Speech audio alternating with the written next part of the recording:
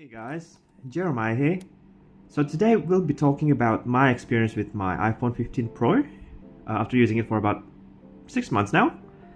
Anyway, a little bit off topic, but I am recording this on my Nothing Phone 2 and it looks good to me. You guys let me know how the video quality is. But back to the iPhone 15 Pro. So this year we have the 16 series that just got released 2 months ago, another incremental upgrade, and in my opinion the 15 Pro is more than good enough for 99% of users. Let me tell you why. There is no need to get the latest iPhone because iPhones ever since the 13 series especially have been exceptional, or maybe not even just iPhones. Androids these days have been stellar. There's nothing wrong to actually still use a phone that is over 3 years old today, and this phone is not even, okay, it is over 1 year old now.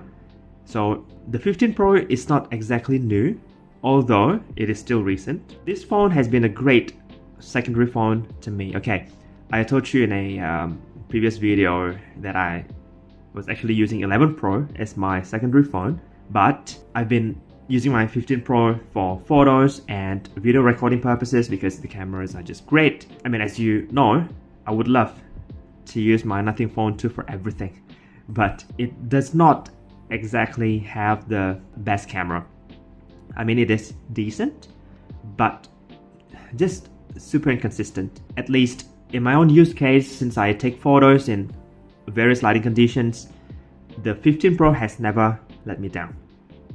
Well, it does when I start using the ultra-wide and telephoto cameras or lenses in low light, but most of the time I avoid using them, and the main lens is just giving you everything that you need it to do.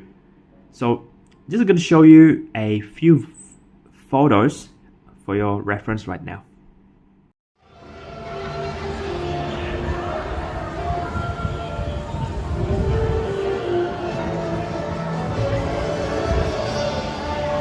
It's gonna be hot. I can already tell.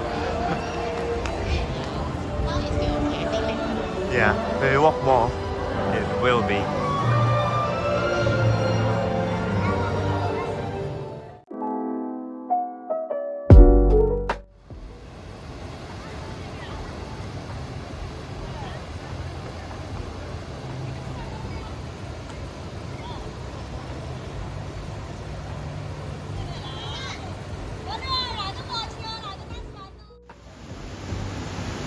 Thanks.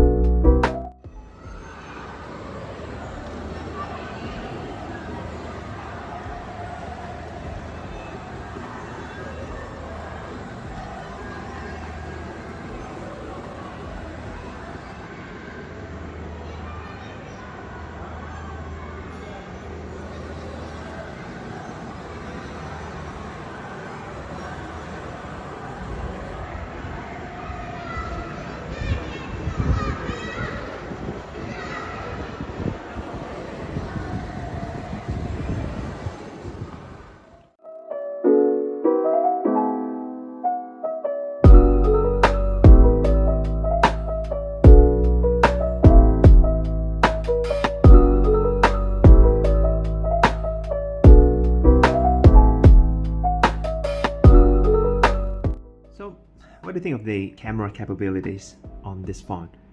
I mean, obviously it's an over $1,000 phone, so the quality has to be good, but you guys let me know in the comments.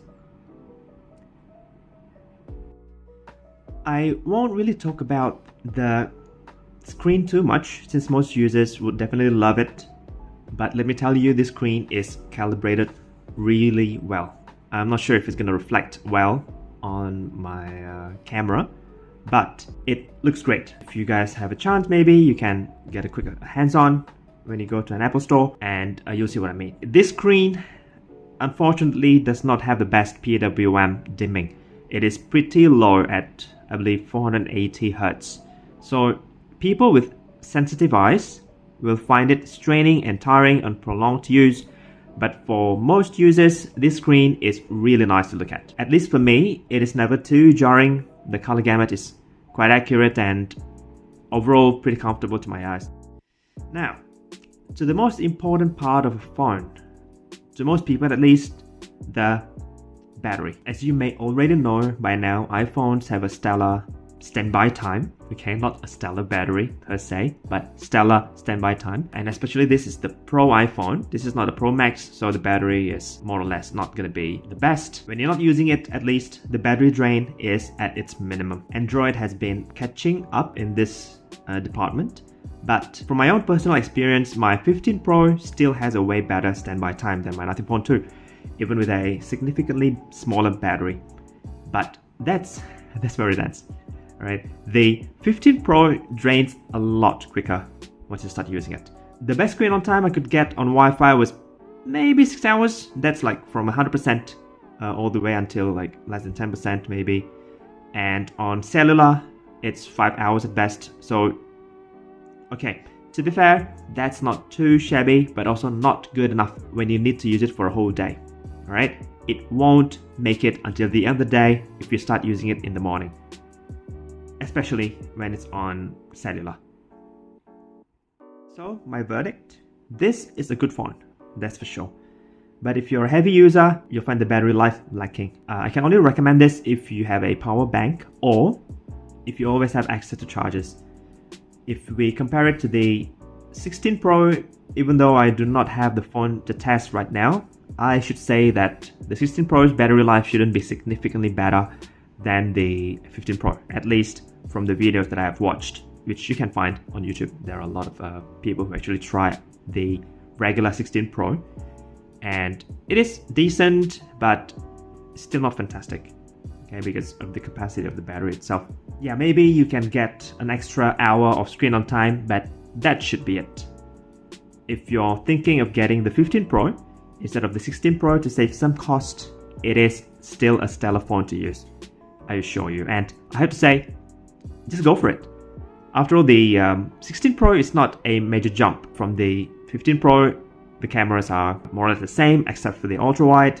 The 16 Pro has a 50 megapixel ultra wide, which from the videos that I have watched on YouTube, it does not really do significantly better than the 15 Pro's ultra wide. So yeah, I hope this video helps. If you're wondering whether the 15 Pro is still good in 2024, don't forget to leave a like and subscribe if you haven't already, as it helps me out more than you think.